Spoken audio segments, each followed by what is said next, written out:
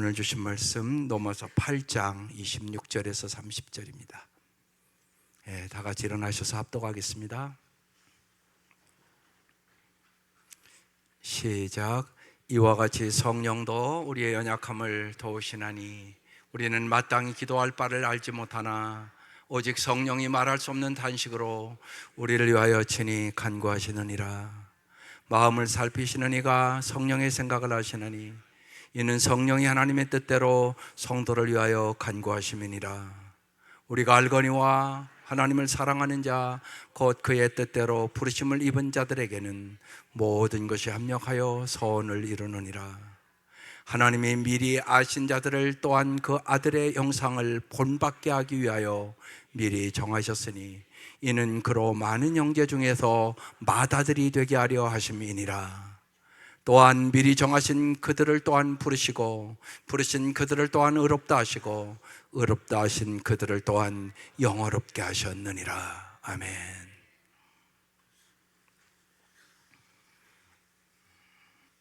맥주감사 주일에 여러분에게 정말 한 사람 한 사람에게 손편지를 써서 드리고 싶은 시가 있습니다. 감사의 찬이라는 시입니다. 잘 띄워주셔야 되는데, 감사만이 꽃길입니다. 누구도 다치지 않고 걸어가는 향기 나는 길입니다. 감사만이 보석입니다. 슬프고 힘들 때도 감사할 수 있으면 삶은 어느 순간 보석으로 빛납니다. 감사만이 기도입니다. 기도 한 줄 외우지 못해도 그저 고맙다 고맙다 되풀이하다 보면 어느 날 삶 자체가 기도의 강으로 흘러 가만히 눈물 흘리는 자신을 보며 감동하게 됩니다. 여러분은 이 맥주감사 주일을 어떻게 준비하셨습니까? 눈물이 있으셨습니까? 감동이 있었습니까?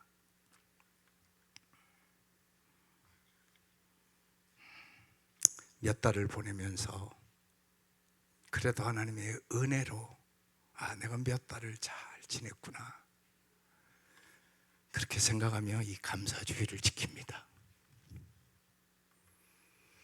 이 맥주감사주일의 이 시간, 하나님의 은혜를 우리는 더 깊이 생각하며 깨닫고, 정말 오늘의 말씀은 엄청나게 중요한 말씀입니다. 이 말씀을 여러분이 진실로 마음으로 깨달을 수만 있다면 여러분은 평생 감사하며 살아갈 수 있는 그리스도인들이 될 것입니다. 그래서 오늘 말씀의 제목은 하나님의 놀라운 은혜를 생각하는 그리스도인이 되라는 것이에요. 여러분, 말씀을 들었으면 그 말씀을 깊이 생각하고 주야로 묵상하는 사람만 복 있는 사람이 되는 것입니다. 기도인으로 생각한다는 것은 사실 기도하는 것입니다. 우리가 특별히 고난당할 때 왜 기도해야 합니까? 하나님께서 우리를 사랑하시고 함께 계심을 고난을 당할 때 경험하기 때문에 그래요. 사람이 고난을 당하면요, 하나님이 없는 것처럼 느끼게 됩니다. 그러나 기도하는 사람만 그 고난 속에서도 하나님이 나를 얼마나 사랑하는지, 그리고 십자가의 고난이 어떤 고난인지 그때 경험합니다. 로마서의 전체 주제는 오직 의인은 믿음으로 살리라는 말씀입니다. 여러분은 진실로 무엇을 믿습니까? 세 가지를 믿으셔야 합니다. 모든 것이 하나님께 속해 있다는 것입니다. 모든 것은 하나님의 경륜과 하나님의 능력과 하나님의 지혜 안에서 이루어지는 것을 믿으셔야 하는 것입니다. 두 번째, 모든 것이 하나님의 백성을 구원하기 위하여 이루어지는 것임을 믿으셔야 하는 것입니다. 또 하나는 모든 것이 하나님이 사랑이라는 것을 믿으셔야 합니다. 이 사실을 정말 믿고 오직 믿음으로 생각하고 오직 믿음으로 말하고 오직 믿음으로 듣는 사람만이 승리하는 삶을 삽니다. 그리고 범사에 감사할 수 있는 능력을 얻게 되는 것입니다. 여러분이 6개월을 이제 깊이 생각하라고 보리 주스도 안 하는데 여러분의 영혼을 소생시키기 위하여 맥주감사 주일 지키는 것입니다.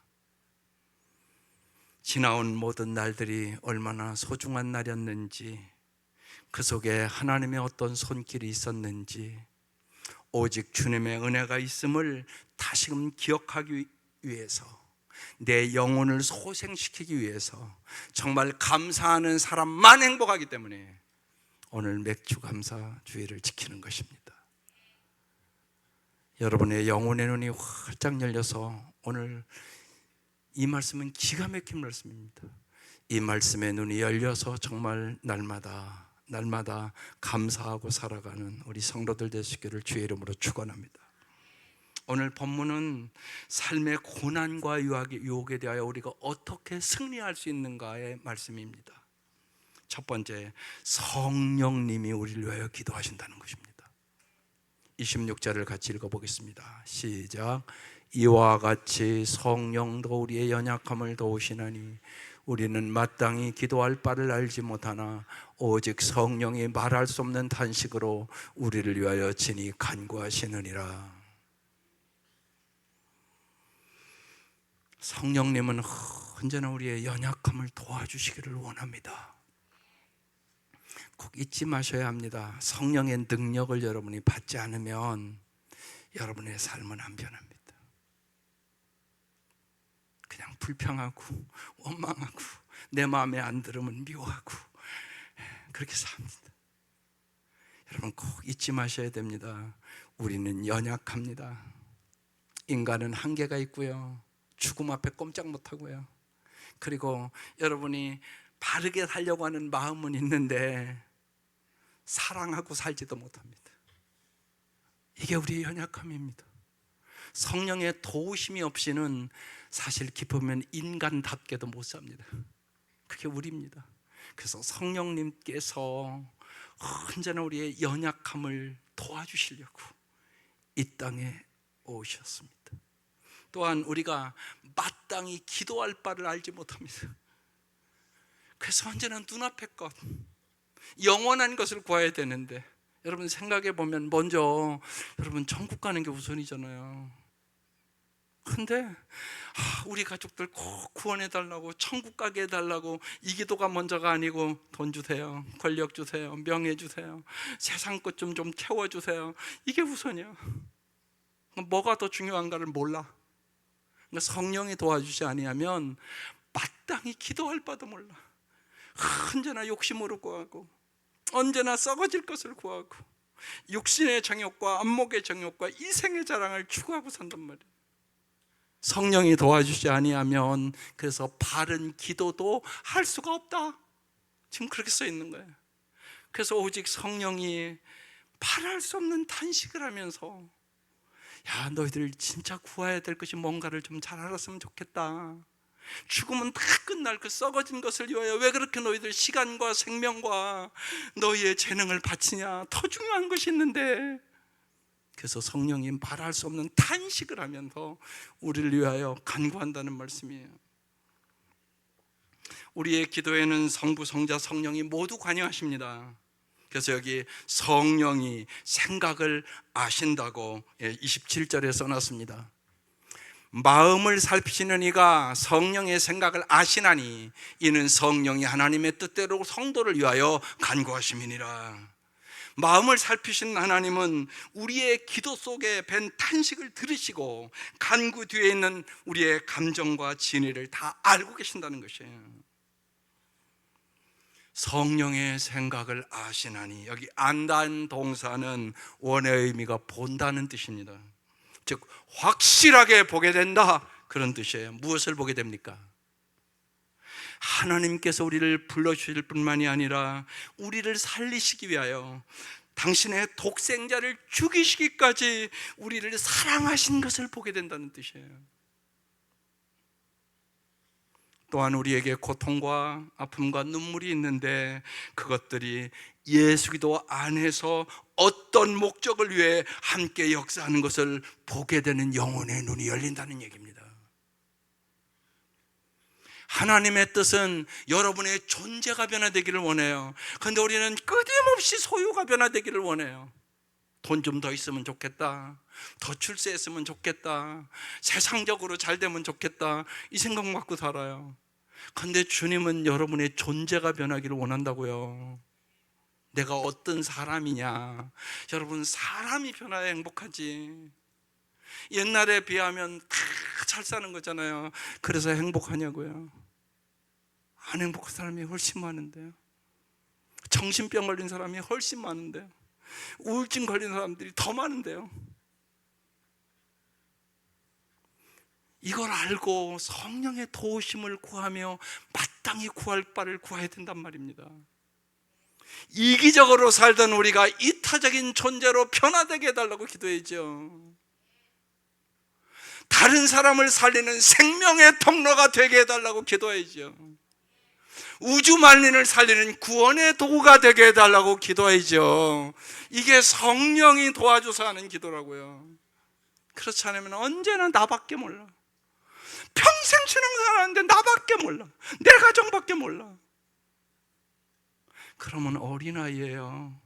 그러니까 잡혀 걸려서 자라지 않는 애와 똑같다고. 그러니까 성령이 탄식한다는 거예요. 너는 언제까지 어린아이냐? 야, 30년 예수 믿었는데 너밖에 모르냐? 이러는 거예요. 안타까운 일 있잖아요. 여러분의 자녀가 20살 먹었는데 엄마 빠빠 좀 줘, 빠빠. 그러면 그 부모 탄식하지 않겠어요? 지금 그 얘기를 하고 있는 거라고요. 따라서 우리에게 어떤 고난이 있을지라도 하나님이 우리의 존재를 변화시켜 줄 때 우리는 범사에 감사하는 사람으로 변화되는 것입니다. 우리에게 독생자를 주신 하나님께서 우리를 위하여 늘 더 좋은 것을 예비하시고 더 좋은 길로 인도하신다는 것을 믿을 수 있기 때문에 그런 거예요. 따라서 성령의 사람은 자신을 위해서가 아니라 남을 위하여 살아가는 사람입니다. 남을 위하여 살 수 있는 방법은 저절로 되는 게 아닙니다. 훈련으로만 가능합니다. 존재의 성숙과 변화는 훈련 없이는 불가능하단 말입니다. 성령께서는 그래서 우리를 때때로 고난으로 훈련을 시킵니다. 우리의 이기적인 존재를 이타적인 존재로 계속 거룩하게 만들어가는 것입니다. 훈련이라는 것은 그 자체가 참으로 아픔이고 고통입니다. 아픔과 고통이 없는 훈련은 훈련이 아닙니다. 아프면 아플수록 그 사람은 더 큰 생명의 사람이 됩니다. 반드시 영혼의 어두운 밤을 지난 사람만이 진실로 하나님 앞에 쓰임 받는 걸 우리는 언제나 보게 됩니다. 예수님께서 친히 아픔과 고통을 겪으셨기에 우리에게 생명의 말씀으로 오신 것입니다. 그것이 이사야서 53장 3절의 말씀입니다. 같이 읽어보겠습니다. 그는 사람들에게 멸시를 받고 버림을 받고 고통을 많이 겪었다. 그는 언제나 병을 앓고 있었다. 사람들이 그에게서 얼굴을 돌렸고 그가 멸시를 받으니 우리도 덩달아 그를 귀하게 여기지 않았다. 이게 우리가 예수님께 한 일입니다. 예수님께서 고난을 당하신 것은 우리를 결코 고난 당하지 않게 하려는 것이 아니라 우리가 고난을 당할 때 예수를 닮기 위해서라는 것입니다. 따라서 고난은 우리의 영혼을 더욱더 빛나게 하고 영혼의 밤 속에 별빛처럼 빛나는 인생을 만드시기를 원하시는 것입니다. 두 번째, 이 로마서 8장 28절의 말씀은 좋은 일, 나쁜 일, 실패를 완전히 새롭게 바라보는 약속이에요. 영혼의 눈을 이 말씀 안에서 여러분이 떠야 된다는 얘기입니다. 같이 읽어보겠습니다. 시작. 우리가 알거니와 하나님을 사랑하는 자 곧 그의 뜻대로 부르심을 입은 자들에게는 모든 것이 합력하여 선을 이루느니라. 제가 가장 큰 고난과 아픔이 있을 때 이 말씀을 레마의 말씀으로 제 가슴에 줬습니다. 그래서 이 말씀을 붙잡고 한 걸음 한 걸음 승리해 갑니다. 로마서 8장 이 말씀을 진짜 우리가 믿을 때 우리에게 어떤 현상이 일어날까요? 첫째는요, 일상에서 좋은 일에 감사하고 기뻐하게 해줍니다. 하나님은 우리의 삶의 요소들을 언제나 선한 방향으로 바꿔주시는 분이십니다. 또한 인생을, 이 말씀을 믿을 때 언제나 긍정적으로 볼 수 있는 눈이 열리게 돼요. 불행한 사람은 보면 한결같이 부정적으로 생각해요.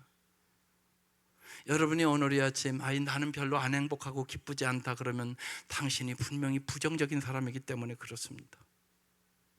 남의 장점은 완전 안 보고 단점만 보이고 잘못하는 건 보이고 자기도 똑같으면서, 그러면 여러분 절대 행복할 수 없습니다. 이 말씀을 믿으셔야 돼요. 그래야 긍정적으로 볼 수 있는 영혼의 눈이 열리게 되는 것입니다. 두 번째, 삶이 잘못되어 갈 때 찾아오는 두려움과 근심을 오늘 이 말씀이 없애줍니다. 하나님의 계획 속에는 우리 보기에는 보잘것없거나 무의미한 일들도 포함되어 있습니다. 우연히 일어나는 일은 아무것도 없습니다. 그래서 잠언 16장 33절에 이런 말씀이 있습니다. 제비는 사람이 뽑으나 모든 일을 작정하기는 여호와께 있느니라. 이 진리는 우리에게 평안을 주는 능력이 됩니다. 이 진리는 힘든 상황 속에서도 하나님의 계획을 볼 수 있도록 영혼의 눈을 열어줍니다. 만약 하나님이 모든 것 안에서 우리의 선을 이루시는 분이라면 우리의 삶을 더욱 선하게 만들기 위하여 좋은 일과 나쁜 일 모두 다 쓰신다는 사실을 알게 된단 말입니다. 존 뉴턴은 오늘이 로마서 8장 28절 말씀을 읽은 후에 이렇게 인생의 결론을 내렸습니다. 하나님이 허락하시는 것은 무엇이든 우리에게 필요한 것이고 하나님이 만류하는 것은 어떤 것도 불필요한 것이다. 로마서 이 8장 28절 말씀은 우리가 살면서 겪는 어려움들을 우리에 대한 하나님의 사랑으로 보게 해주는 말씀입니다. 사람이 어려우면 영적으로 어떤 게 오냐, 하나님이 나를 사랑하지 않는 것 같습니다. 그래서 기도가 안 되는 것이, 기도를 할 수가 없어요. 왜? 하나님 앞에 너무나 섭섭해서. 제가 수많은 사람들을 만났는데 한결같았습니다. 목사님, 우리 가정에 왜 이런 어려움이 있는지 내가 너무 섭섭해서 기도가 안 된다고 합니다. 이게 영적으로 어려운 일입니다. 고난을 즐기거나 환영하는 사람은 없습니다. 고난은 누구나 힘들고 아픈 것입니다. 그러나 그 결과들은 우리에게 좋은 것일 수 있다고 로마서 8장 28절에 우리에게 말씀하시는 거예요. 이 세상에는 좋은 것이 있고요, 힘든 것이 있고요, 가장 좋은 것이 있습니다. 가장 좋은 것이 여러분은 뭐라고 생각하세요? 가장 좋은 것은요, 하나님의 변치 않는 사랑이고요, 하나님의 영광이고요, 거룩이고요, 하나님의 아름다움입니다. 가장 좋은 것에 이르는 길은 좋은 것을 통과해서가 아니라 대개 힘든 것을 통과한 후에 반드시 주어지는 것입니다. 우리가 나쁜 일들은 결국 좋은 일로 바뀔 것이고 우리의 좋은 것들은 결코 빼앗기지 않을 것이고 가장 좋은 것은 아직 오지 않았습니다. 천국에서 누리게 될 것입니다. 이것이 여러분의 확실한 소망과 믿음이 되셔야 세상의 고난과 역경과 죽음을 이길 수 있습니다. 로마서 8장 28절 말씀은 우리를 향한 하나님의 선한 목적을 우리가 훼손할 수 없다는 확신을 주는 말씀입니다. 모든 것이 합력하여 선을 이루시느니라. 모든 것은 우리의 퇴행과 우리의 죄까지도 포함하는 것입니다. 하나님 우리에게 겸손하게 자기 자신을 살피고 그도를 더 잘 알게 하기 위하여 우리의 죄와 실패까지도 사용하십니다. 이 과정을 다 겪고 다윗이 하나님 마음에 꼭 맞는 사람이 된 겁니다. 하나님은 우리도 또한 성경의 요셉처럼 자신을 파는 형들에게 모든 것이 합력하여 선을 이뤘다고 창세기 50장 20절에 우리에게 고백하는 것이에요. 함께 읽어보겠습니다. 형님들은 나를 해치려고 했지만 하나님은 오히려 그것을 선하게 바꾸셔서 오늘과 같이 수많은 사람의 생명을 구원하셨습니다. 모든 것이 합력하여 선을 이루셨습니다. 그런데 여기 말씀을 잘 보셔야 됩니다. 모두가 선을 위한 것이지만은 모든 사람에게 그렇다는 것은 아니올시다. 하나님을 사랑하는 자, 그 뜻대로 부르심을 받은 자들에게만 합력하여 선을 이룬다고 써 있단 말입니다. 그래서 로마서 8장 28절을 잘 보셔야 됩니다. 우리가 알거니와 진짜 이 아침에 깨달으셔야 됩니다. 아셔야 됩니다. 하나님을 사랑하는 자, 곧 그 뜻대로 부르심은 사람만 합력하여 선을 이룬다는 것입니다. 그러면 하나님을 사랑하는 자란 어떤 사람입니까? 하나님을 위해 살기로 헌신한 사람으로 의미하는 것입니다. 헌신이란 하나님의 하나님 되심을 내가 인정하고 받아들여서 하나님만을 섬긴다는 뜻입니다. 사랑이란 마음을 정하고 어떤 일을 하든지 하나님을 기쁘시게 할 것을 결단하는 것을 얘기하는 것입니다. 이 사람이 하나님을 사랑하는 사람입니다. 하나님을 정말로 사랑하는 사람들이 되시기를 바랍니다. 세상 것을 더 사랑함으로 꼭 우상 숭배하지 말기를 바랍니다. 거기는 합력하여 선을 이름이 없습니다. 또한 여기 그 뜻대로 부르심을 입은 자, 요한복음 14장 21절에 이 말씀이 써 있습니다. 나의 계명을 지키는 자라야 나를 사랑하는 자라는 것이. 하나님이, 여러분이 하나님을 사랑하는지 어떻게 보냐? 하나님의 말씀대로 사는 것. 하나님의 말씀대로 사는 자가 하나님을 사랑하는 자입니다. 그 뜻에 부르심을 입은 자란 우리를 하나님과의 관계 속으로 들어가게 하신다는 뜻입니다. 하나님의 관계 속에서는 나쁜 상황 속에도 우리를 겸손하게 만들고요, 남을 배려하는 품성을 얻게 되고요, 무엇보다도 그것을 통하여 정말로 예수님을 닮게 되는 역사가 있다는 것입니다. 그러나 여러분 생각해 보십시오. 하나님을 믿지 않는 사람에게 주어진 좋은 상황은 오히려 그들의 마음을 강팍하게 하고요, 교만하게 하고요, 과도한 자신감과 자기중심성이 자라나, 나 예수 안 믿는 사람보다 세상적으로 더 잘하잖아, 그래서 예수 안 믿습니다. 그것은 재앙입니다. 여러분 잊지 마셔야 합니다. 여러분이 세상 일이 잘 돼서 세상 줄기로 돌아다니고 주일도 잘 안 지키고 주님으로부터 점점 멀어졌다, 그것은 축복이 아니다. 그것은 영적으로는 재앙이라는 사실을 여러분이 오늘의 말씀을 통하여 잘 깨달으셔야 할 것입니다. 그래서 오늘 생각하는 기도인이 되라고 말씀하는 겁니다. 우리가 생각하는 기도인, 기도하는 기도인, 하나님의 부르심을 받고 하나님을 사랑하는 기도인이라면 우리가 이 땅에서 어떤 고통과 아픔이 있을지라도 그것을 회피해서는 안 됩니다. 그 이유는 당신이 독생자를 주시기까지 우리를 사랑하신 하나님께서는 모든 것에 합력하여 우리의 성숙을 위하여 우리를 아픔까지도 주시면서 우리의 존재를 예수의 형상으로 변화시키기 원하시기 때문인 것입니다. 하나님은 우리의 역경과 실망을 사용해서 내 영혼을 색칠하신다는 사실을 우리가 진실로 배우면 매일 하나님의 독창성과 하나님의 경이로움에 우리는 영혼의 눈을 뜨게 되는 것입니다.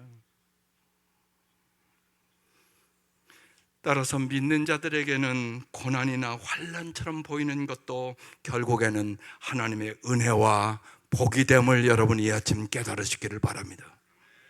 지금은 고난처럼 보이는 것이지만 장차 맞이할 영광과 좋게 비교할 수 없도다. 이미 우리가 말씀 나눴잖아요. 또 하나, 하나님이 그럼 이루는 선은 무엇입니까?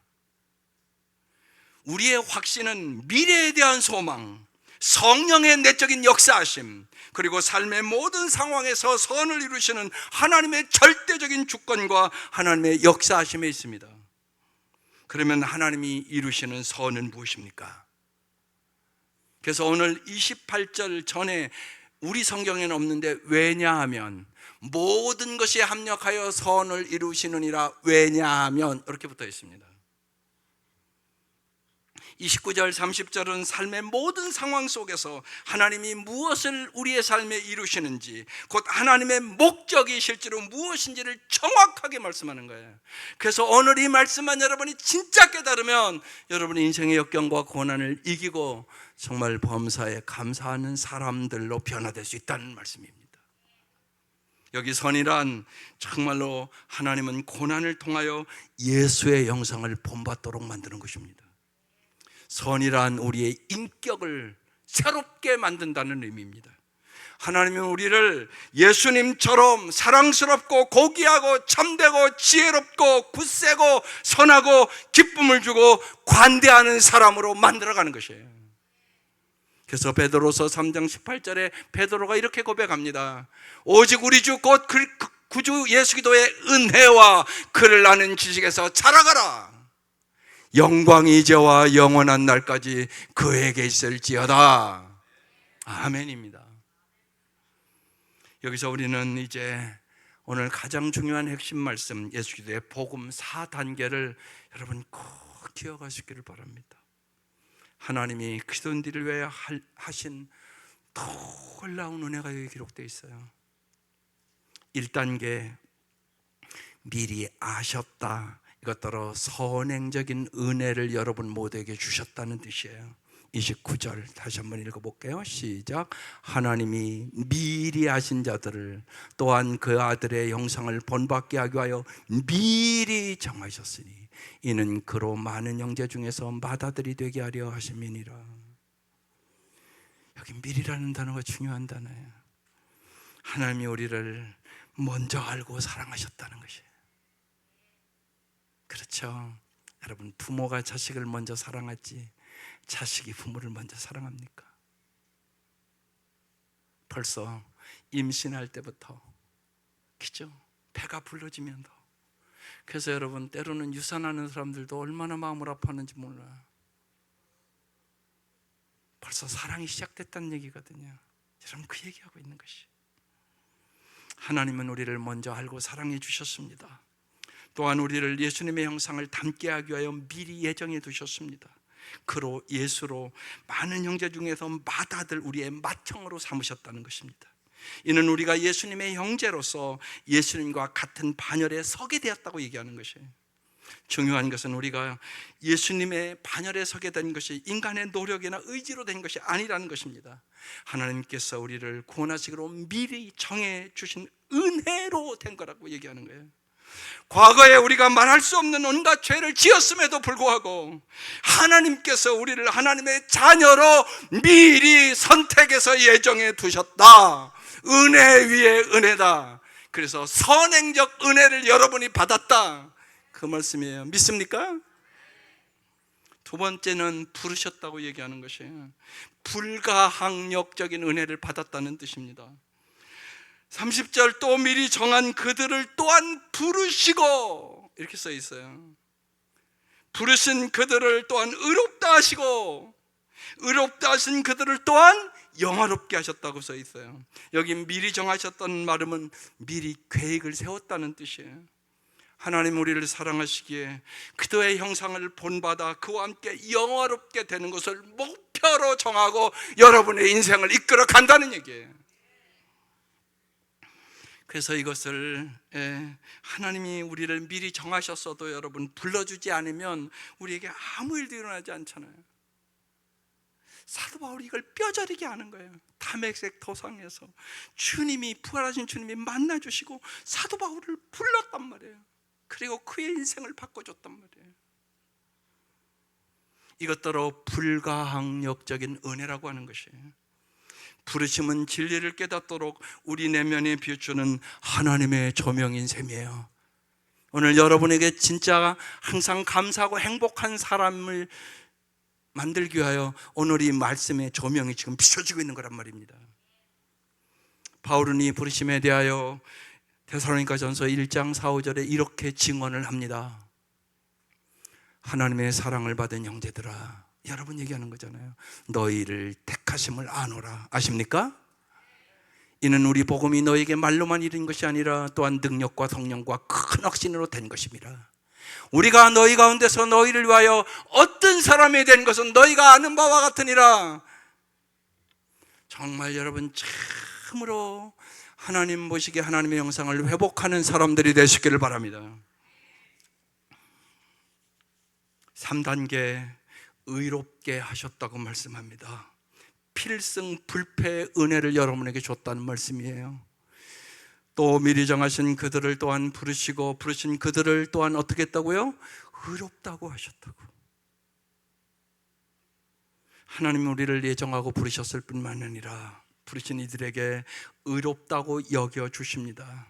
예수님께서 십자가에서 물과 피를 다 흘리셔서 우리가 받아야 할 죄값을 대신 치러주심으로 우리가 우리의 죄를 깨끗이 용서받았고, 세상 사람이 뭐라고 하든 상관없이 하나님이 여러분을 의롭다고 인정해 주셨다는 얘기예요. 도저히 불가능한 일이잖아요. 날마다 죄를 짓잖아요, 여러분요. 그래서 로마서 8장 33절에 하나님께서 택하신 사람들을 누가 감히 고발하겠습니까? 의롭다 하시는 분이 하나님이신데, 이 은혜를 필승불패 은혜라고 부르는 것이에요. 내가 진실로 예수님을 의지하고 예수님을 나의 구세주로 믿을 때 세상 사람들이 나를 정죄하고 비판할지라도 나의 의로움은 불변하다. 하나님이 나의 모든 죄를 용서해 주셨고 나는 의롭다함을 받았다는 것이에요. 바로 필승불패로 말미암아 우리는 서로 성도라고 부르는 거야. 그래서 서로 성도라고 부르는 거라고요. 여러분, 우리가 솔직히 돌아보면 뭐가 성도 같습니까? 여러분, 나 참 거룩하게 살아. 그런 사람이 여기 몇 사람이나 되겠어요? 주님께서 십자가의 은혜로 당신을 성도라고 얘기하는 것입니다. 그뿐만이 아니라 마지막 4단계는 영화롭게 하셨다고 말씀합니다. 성화의 의무를 얘기하는 것입니다. 30절 다시 한번 큰 목소리를 읽어보십시다. 시작. 또 미리 정하신 그들을 또한 부르시고 부르신 그들을 또한 의롭다 하시고 의롭다 하신 그들을 또한 영화롭게 하셨느니라. 여기 영화롭게 하셨다는 것은요, 모든 죄를 제거하고 몸과 영혼이 완전해졌다는 뜻이거든요. 그런데 여기 영화롭게 하셨느니라, 이 시제가 과거 시제를 사용했잖아요. 하나님이 틀림없이 우리를 영화롭게 해주시겠다는 뜻이에요. 믿음으로 말미암는 가장 담대한 기대의 말씀인 거예요. 영화롭게 하셨다는 말씀은 너의 존재를 변화시켜 주겠다는 말씀이에요.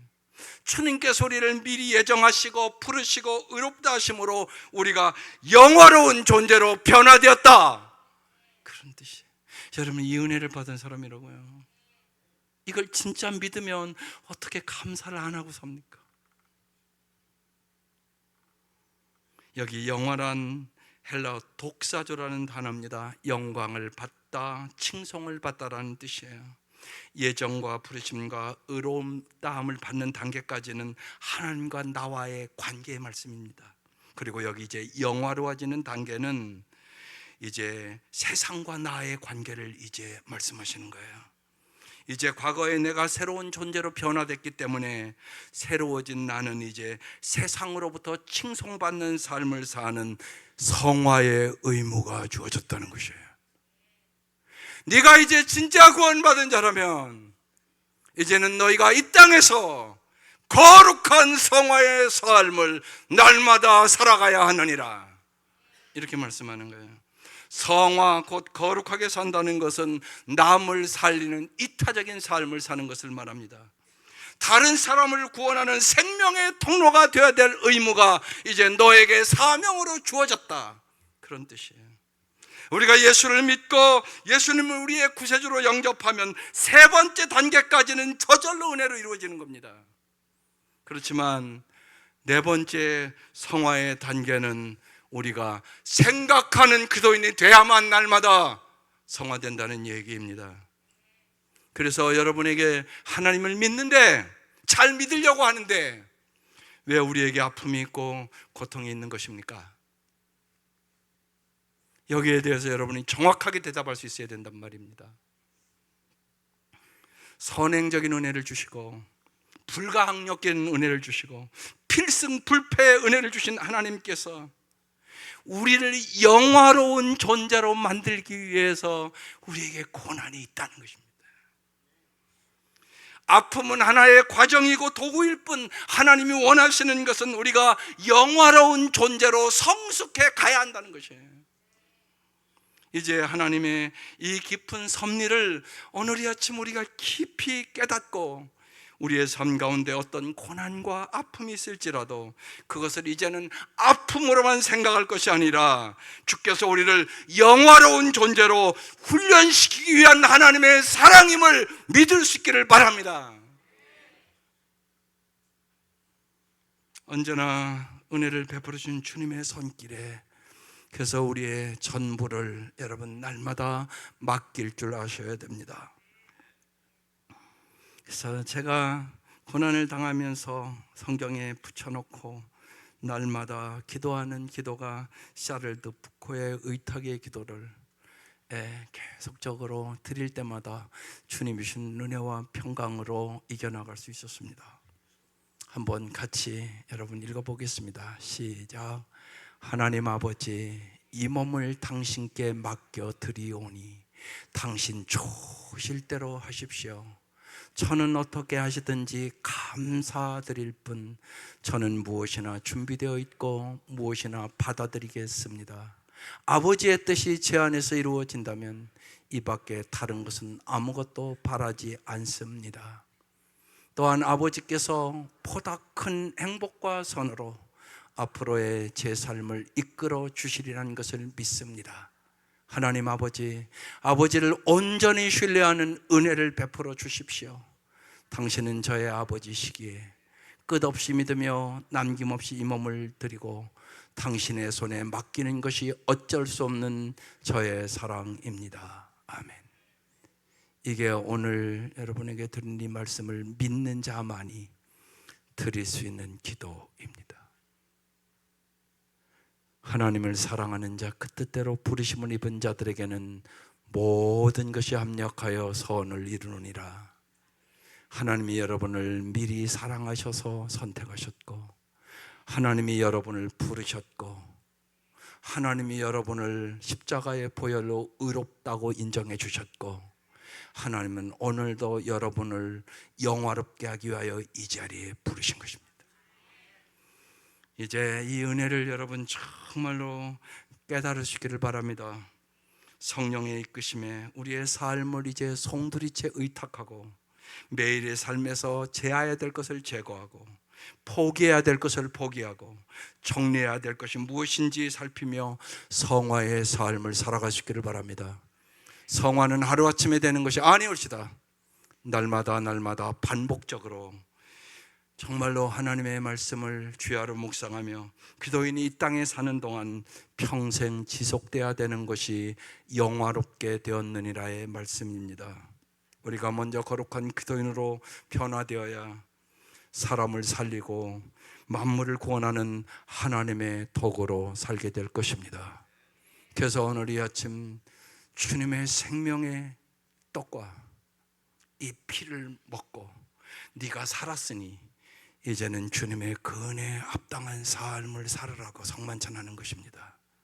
성만찬할 때 성령의 놀라운 역사가 여러분의 삶 속에 함께 하시기를 주의 이름으로 축원합니다. 이제 성찬을 시작하도록 하겠습니다.